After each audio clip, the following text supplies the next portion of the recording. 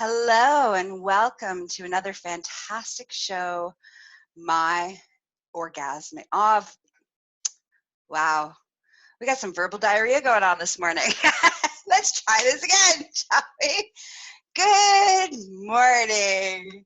It's your host, Gaia Morrissette, and welcome to another fantastic episode of My Orgasmic Life.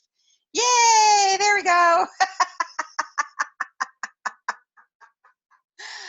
All right, so today on the show, I'm going to share really I don't think I've ever shared this publicly, so I'm going to get it live. Everybody who's with me live right now is going to get it live, and, it's going to go out into the ethers. All right, so I want to talk about, so there's content warning first before we get into today's show, so everybody's prepared. So I'm going to talk about masturbation. I'm going to talk about vacuum cleaners. I'm going to talk about menstruation, and I'm going to talk about God and Catholicism. Okay? So this is what our story, this is the content warning. And I'm going to go into some shame. All right, here we go. So once upon a time in a land far, far away, there was a young Gaia at the age of 11.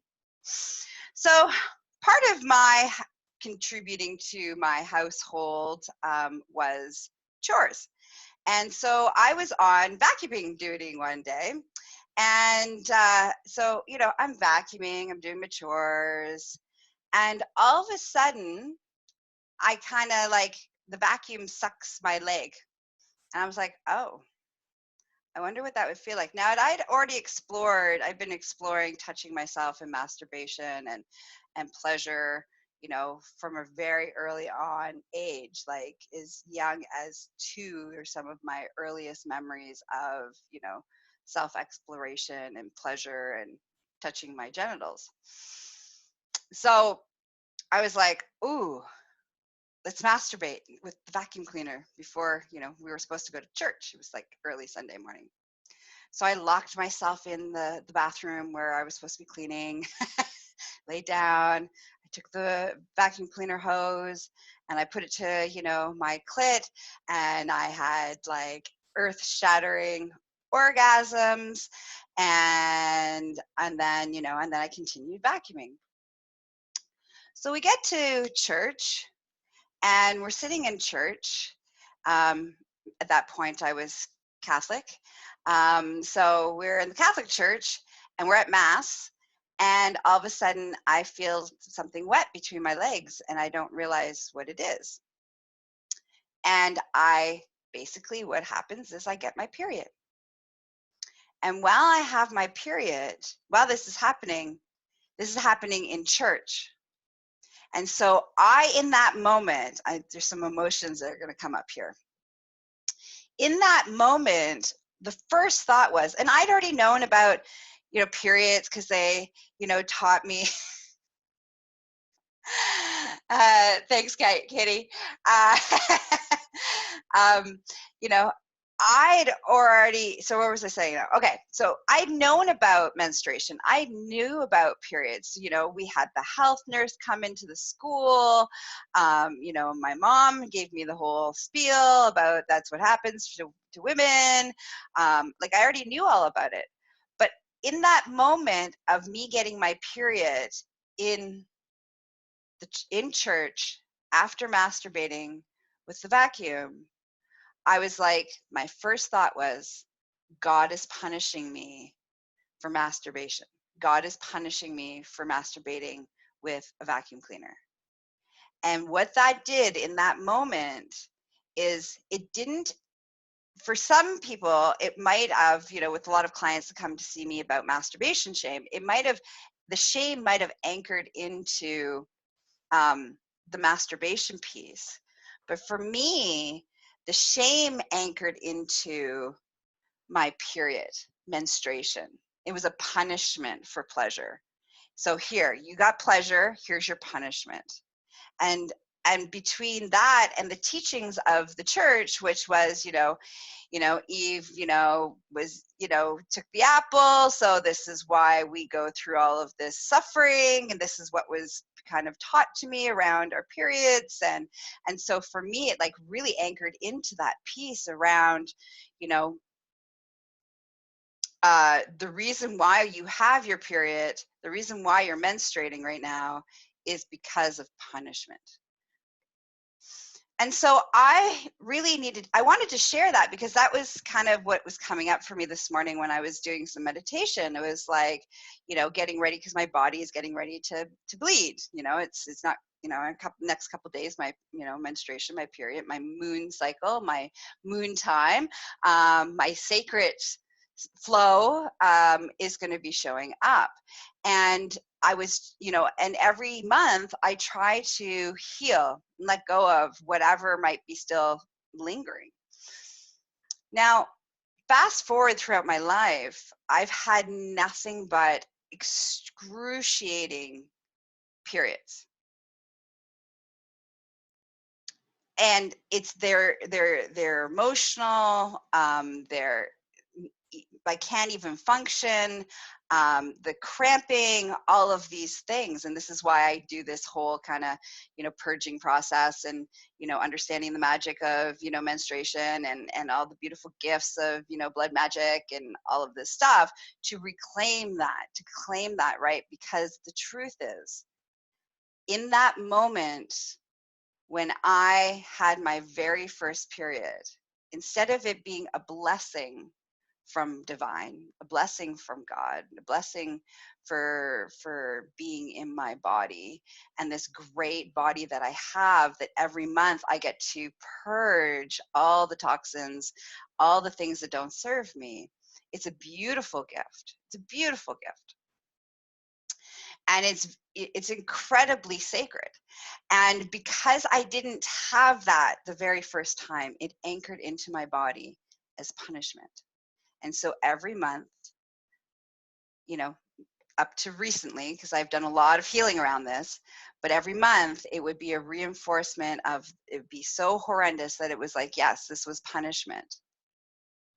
So I share this story with you because, one, I think it's an important story to share. Again, if I had been somebody else, as so many of my clients that come see me, that experience may have anchored into masturbation shame, in the fact that masturbation is bad and dirt and wrong, and God is punishing you for masturbating. But I didn't. I loved masturbating, and I happened to be lucky that I grew up in a household where it was comfortable to talk about, and it was an important part of self-exploration. Was the key to being able to have good sex life with other people. So that, our household, it was very much encouraged to explore your body, to know what you want, just do that into the privacy of your own space. But if I grown up in another household, it might have been a double whammy. And so whatever those first experiences, anchor into us our beliefs and ideologies, and anchor it in our body, anchor it in our mind, anchor it into our soul, anchor it into our spirit, anchor it into our behavior. So when we have a first of anything, it can be anchored in this like glorious, wonderful way, or it can be anchored in this traumatic way. And when it gets anchored in a traumatic way, whether we're talking about our first kiss, our first menstruation, our first intercourse experience, our first oral sex experience, it doesn't matter what it is. Our first talking in public, our first anything that we do something for the very first time. It's like our brain has this clean slate, and our being has a clean slate. And so however that first goes, it's kind of like creating the imprinting or the blueprint of how you're going to move with that for the rest of your life, unless you decide to do some rewiring, which is possible, like I did, right? And I continue to do. Now when I have my period, I'm like, oh, thank you. Oh, this is beautiful. can't, you know, and I go through a whole process of like embracing and honoring my flow. You know, I take the, you know, um, I want to share about this journey around being in the flow with my flow. And this was actually this ancient wisdom that, you know, that's been passed down generationally. This knowledge, I heard it, I guess I reheard it about 4 years ago, maybe 4 or 5 years ago. I happened to be on this summit, being a part of this summit, and one of the speakers, her name was Alexandria Pope, and she started Red School. And she talked about this, our cycle, and our energetic cycle with our cycle, not just our when we bleed, but the whole cycle that it is that we go through before we're in menopause. All right. So the cycle of, you know, the first 2 days, depending on what your cycle is, but for me, the first 2 days of my cycle is complete purging. And I give myself space to purge whatever. I can be crying, I could be laughing, I can just, you know, allow myself to release. I give myself permission to release all of my emotions that I might have been storing up for the month. I release all of the, waste that might be in my body. I release it, I purge it as it flows out of me. And then I go into connecting into my my uterus, my womb, my whole reproduction organ system. And I go in through there to connect to the universe, to divine. And usually I get a download of like, why am I here? What is my soul's purpose? And it's always something really extravagantly, you know, outrageously big, because that's apparently why I'm here. And then I go in the next day, I'll go in and I'll connect with, okay, well, how do I stay in line with that? And it, you know, it'll give me a very detailed, these are the areas, these are the things, you know, work-wise, health-wise, emotionally, relationship-wise. It'll give me a pretty detailed, basically blueprint for the month of what I need to do and how I need to stay in line to be in line with my soul's purpose. And then as I come out of my bleed for the first, until I ovulate, that's when I have the highest level of energy in which I can be out in the world and connect with the world, and be like all my big, fabulous self. And then when I'm done ovulating, I come back into myself for self-awareness, self-discovery, which is the stage I'm in right now. And I come in back into myself, into this place of self-discovery, self-awareness, understanding, knowledge seeking, whether it's professionally or personally, before I go into my bleed. And so since I've been living from that place, which helped, by the way, release all of that shame and all of that stuff, and, you know, all the shit that I was caring about that time, very first time about menstruation, you know, that happened when I was 11. And it's basically took me till I was 40 to heal that, to reclaim that, to honor who I am. So if you want some support, thank you, by the way, thank you everybody who's live with me today. Thank you for holding space, for listening to my story, for the hearts and the thumbs up and the claps and the support. It's been beautiful. Thank you. And everybody who is listening, you know, all the audience that's going to be listening or watching, you know, I thank you for taking the time again to hang out with me and to spend some time with me and to, you know, hear what I have to share. So the moral of the story is, whatever your firsts are, you need to honor them, acknowledge them, see if there's stuff that didn't support you and is it playing out in your life. If it is, it's time to rewire that, because you don't need to live from that place. You don't need to live from that place of trauma.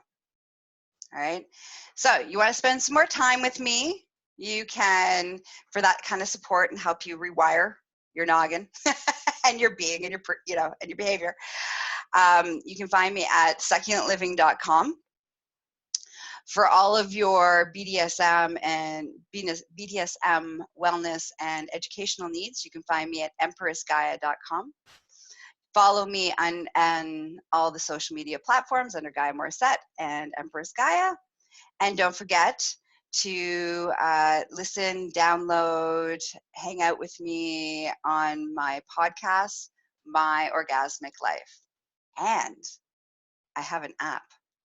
So if you're like, I want to have you with me all the time, Gaia, which who doesn't want to have that, right?